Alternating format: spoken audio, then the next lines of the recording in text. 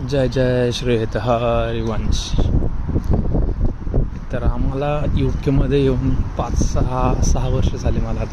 आता आम्ही 1 वर्ष झालं लेस्टरमध्ये येऊन. एप्रिलमध्ये आलो होतो मागच्या. आता 2024 जून चालू आहे, तर जवळपास 1 वर्ष झालं. आणि बऱ्यापैकी मिडल क्लास फॅमिली आपली. आणि तुम्हाला विशेष सांगू वाटतं याचं की लेस्टरमध्ये खाण्यासाठी एकदम मस्त मस्त स्पॉट आहेत. आम्ही सुरुवातीला स्कॉटलंडमध्ये राहायचो फॉल्ड हाऊसला.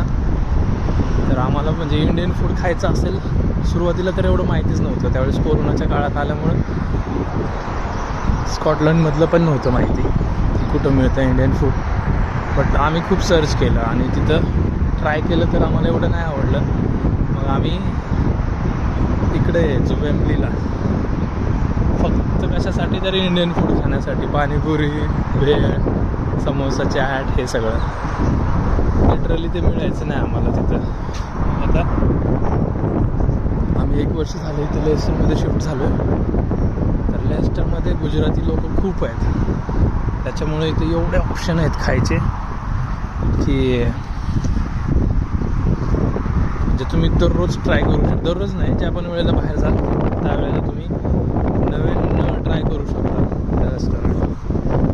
तुम्हाला असं वाटणार नाही की अरे बापरे म्हणजे कधीतरी जायला मिळते असं नाही. आता आम्ही जातो दर आठवड्याला. आल्यापासून आम्ही म्हणजे बऱ्यापैकी महिन्यातून 1-2दा तरी बाहेर खातो, कारण की प्रॉपर इंडियन सर्व करतात.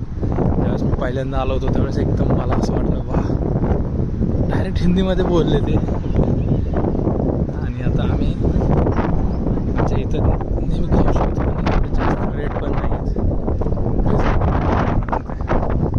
तुम्ही ट्राय करा. मी आता तुम्हाला पुढच्या व्हिडिओमध्ये सांगतो रेस्टॉरंटची नाव आणि कुठलं कम्फर्टेबल वाटलं आम्हाला.